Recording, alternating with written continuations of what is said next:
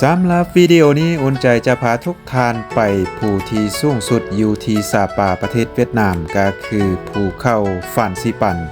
ว่าจะเป็นแนวใดไปเบิ่งไปชมคลิปนี้นำกันเลยพี่น้องทักทายสบายดีท่านผู้ชมจากใจกลางเมืองซาปาพี่น้องประเทศเวียดนามป๊าดเถอะมืดหมดเลยบ่เห็นหยังพี่น้องน้ำหมอกเนาะน้ำหมอกไล่เดี๋ยวสำหรับวิดีโอนี้อุ่นใจจะพาขึ้นไปภูที่สูงสุดอยู่ในอินโดจีนพี่น้องเอ้ยภู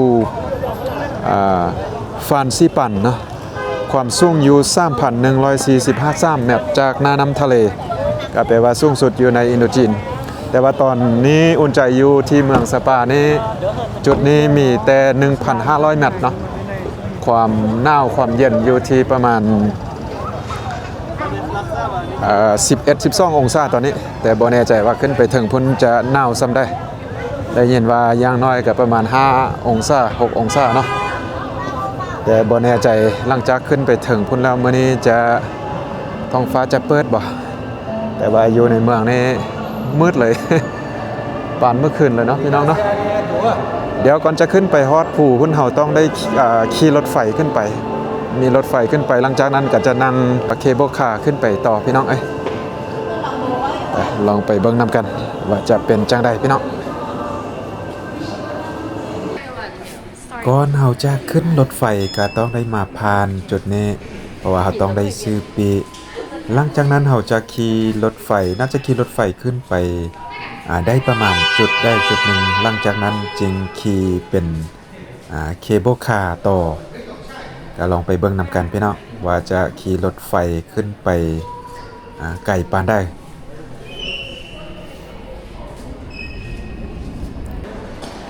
นี่เลยรถไฟพอดีมาฮอดพอดีเลยนักท่องเที่ยวก็บ่หลายปานได้ย้อนสภาพอากาศบ่เนาะพี่น้องออกแล้วตอนนี้กำลังขึ้นไปโทษจุดนี้ถ้าบ่มีหมอกพี่น้องสามารถเบิ่งลงไปลมพุ่นเลยล่ะว้าวบ่เห็นอย่างเลยบัดนี้มืดเลยทางลมนี่ก็จะเห็นเป็นมีบ้านมีเรือนประชาชนเรียบตามตีนภูตีนเข้าแบบนี้ก็ถือว่าตอนนี้เฮาอยู่สูงพอสมควรพี่น้องเบิ่งไปทางลมพุ่นเห็นหมอกสีขาวๆน่าจะเป็นเหวเลิกลงไปพอสมควรว้าวคลิปที่อุ่นใจโพสต์ลงไปก่อนหน้านี้ก็คือเป็นจุดอีกชมวิวอีกจุดหนึ่งเนาะที่ว่าเป็นห้างคาเฟ่น่าจะเป็นจุดที่สามารถเบิ่งขึ้นมาเห็นถึงพี่แต่ว่าเสียดายพี่น้อง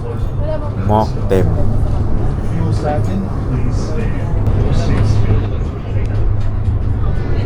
ขึ้นมาก็ได้10 ปลายนาทีแล้วยัง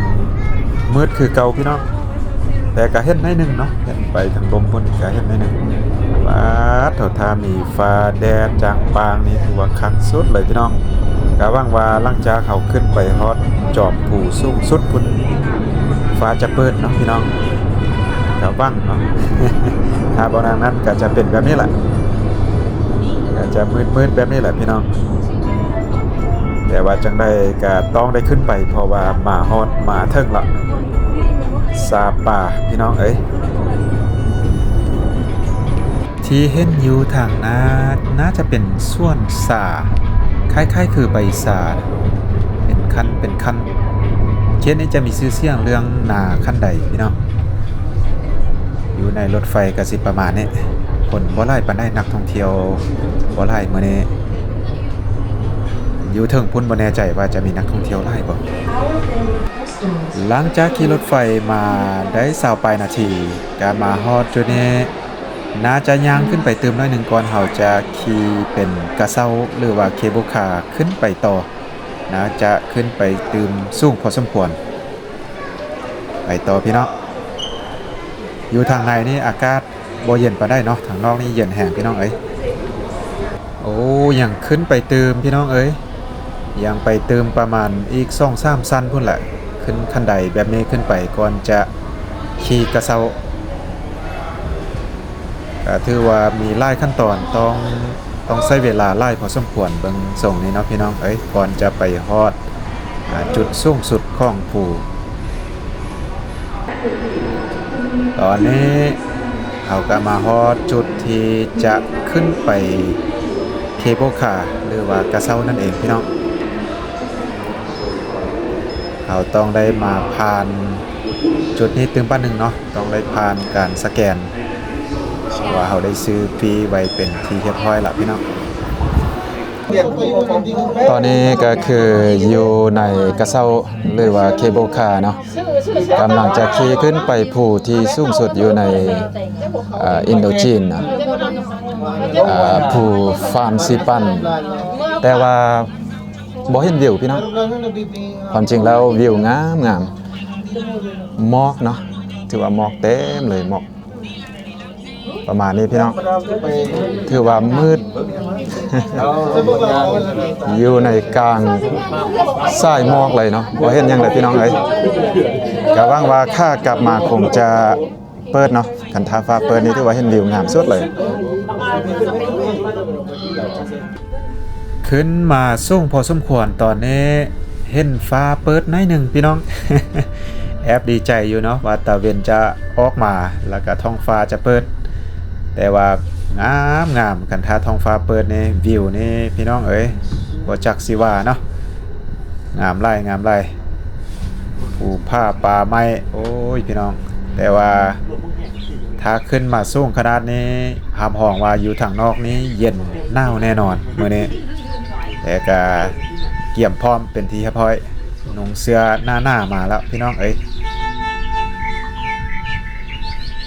กระเซ้านี่ก็ขี่ได้หลายคนพอสมควรตอนนี้อยู่ในกระเซ้านี่ก็น่าจะพอ10กว่าคนพุ่นละพี่น้อง10ปลายคนเนาะโอ้เห็นวิวได้นึงพี่น้อง ก็เซี่ยวๆอยู่แต่ว่าก็งามดีกว่าจะอยู่ในกลางสายหมอกพี่น้องบ่เห็นหยังอันนี้ก็ถือว่าเห็นแบบงามเลยล่ะแต่ก็น่าจะกลับเข้าหมอกอีกเติมบ้านหนึ่งพี่น้องอยู่ในกลางหมอกเนาะบางครั้งก็จะเปิดบางครั้งก็จะปิดแบบนี้พี่น้องบางจุดนี้น้ำหมอกหน้าบางจุดก็เริ่มบางละแต่หวังว่าคงจะมีแดดมาไวๆเห็นท้องฟ้าเป็นสีฟ้าๆหน่อยนึงละอยู่ทางหน้าพี่น้องฮอดแล้วพี่น้องฮอดแล้วเกือบ30นาทีขึ้นมาก็ถือว่าไกลพอสมควรแต่ว่าส่วนใหญ่ทางขึ้นมาก็มีแต่หมอกอย่างเดียวบ่เห็นหยังเลยพี่น้องตอนนี้ถือว่าเฮาฮอดเป็นที่เรียบร้อยใช้เวลาไป20นาทีเนาะมาฮอดเรียบร้อยพี่น้อง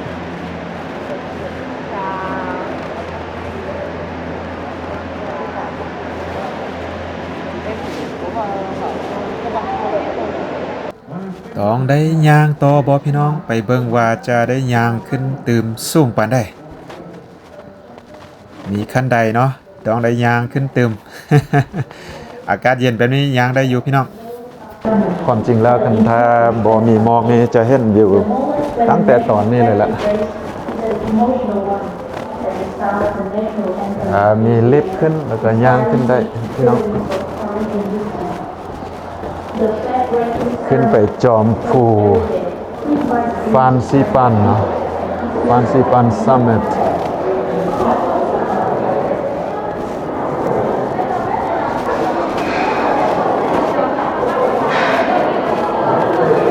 จะมีห้านอาหารตลอดทางเลยพี่น้องแนวอยู่แนวกินหลายเลย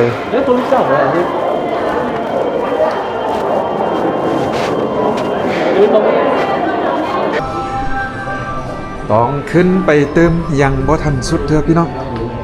ยังบ่ทันฮอดจอมภูสูงสุดเถื่อเนาะแต่ว่าคล้ายๆคือว่าท้องฟ้ายังบ่เปิดเถื่อยังมืดอยู่น้ำหมอก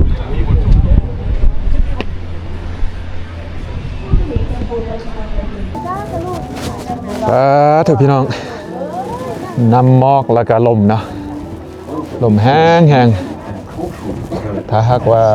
บ่มีหมอกนี่บ่อยากพันละนาเลยอันเรื่องวิวเนาะเกือบบ่เห็นหยังแต่ก็บรรยากาศดีเนาะขึ้นมาหนาวสุดๆเลยพี่น้องตอนนี้น่าจะอยู่ประมาณ 2-3 องศานี่ป่ะยังขึ้นไปเรื่อยๆนะพี่น้องขึ้นไปเรื่อยๆ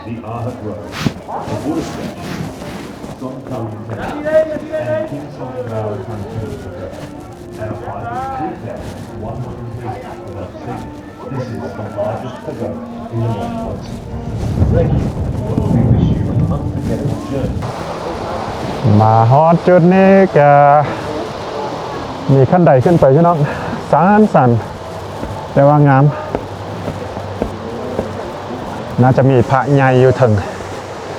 เป็นพระใหญ่ๆอยู่ถึงครับขึ้นไปต่อพี่น้องเอ้ยความจริงแล้วก็มีเป็นเคเบิลคาร์หรือว่ารถไฟขึ้นไปเนาะสามารถขี่รถไฟขึ้นไปแต่ว่าอากาศเย็นๆแบบนี้เรามีเวลาไล่ก็เลยที่ย่างขึ้นไปพี่น้องหลังจากขึ้นมาจุดที่ว่าสูงสันแล้วก็มาฮอดจุดที่ว่าพระใหญ่สุดเลยพี่น้องเป็นพระพุทธรูปเนาะใหญ่สุดอยู่ในซาปาแห่งนี้แหละว้าวเสียดายแต่ฟ้าอย่างบ่เปิดพี่น้องน้ำหมอกอย่างเต็มเนาะอาจจะบ่เห็นแจ้งปานใด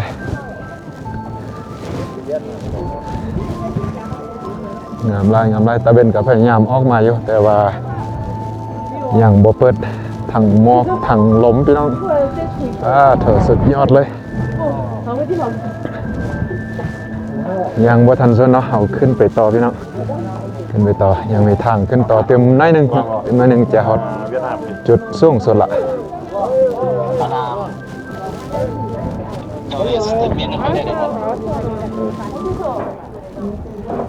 อันนี้ก็คือรถไฟเนาะ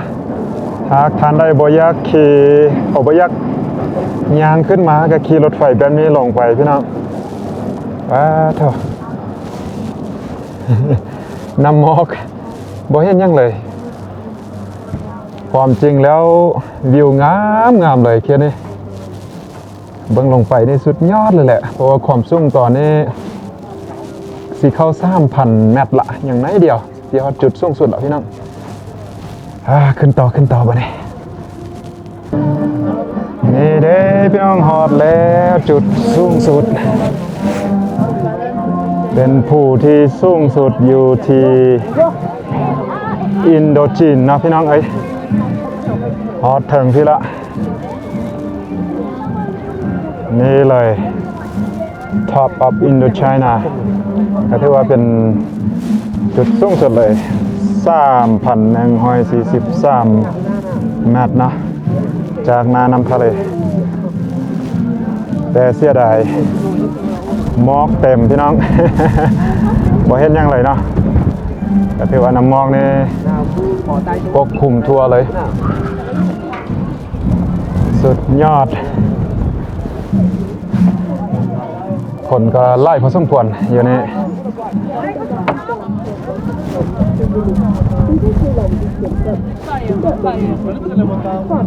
ว้าวย่างขึ้นมาสูงพอสมควรเนาะหลังจากขี่รถไฟแล้วก็ขี่เคเบิลคาร์ขึ้นมาแล้วก็ย่างต่อพี่น้องขี่ขึ้นมาสูงสุดแต่ก็ยังบ่ฮอดนะก็สิประมาณนี้พี่น้องเอ้ยฮอดแล้วนะถ้าได้มาซาปาบ่ขึ้นมาฮอดจุดนี้ก็ถือว่ามาบ่ฮอดซาปาเพิ่นว่าผู้ที่สูงสุดของอินโดจีนความกดดันอากาศก็จะต่ำหน่อยหนึ่งพี่น้องการหายใจนี่ก็จะบ่สะดวกปานใดเนาะหากผู้ใดมีโรคประจำตัวนี่ก็บ่แนะนำให้ย่างขึ้นมาเนาะให้ขี่รถไฟขึ้นมาจะดีกว่าพี่น้องโอเคก็สิประมาณนี้พี่น้องผู้ฟันซีปันเนาะ อย่างไรก็เส้นเก่าเส้นเดิมพี่น้องขอบใจทุกท่านทุก FC ที่เข้ามาติดตามนะครับส่งอุ่นใจมาโดยตลอดก็หวังว่าถ้าใครได้เข้ามาแล้วก็อย่าลืมนะเข้าไปกดไลค์กดแชร์กดติดตามเพื่อเป็นกำลังใจให้อุ่นใจได้คลิปต่อไปพี่น้องเจอกันคลิปต่อไปสำหรับคลิปนี้ขอจบไปเพียงเท่านี้สบายดี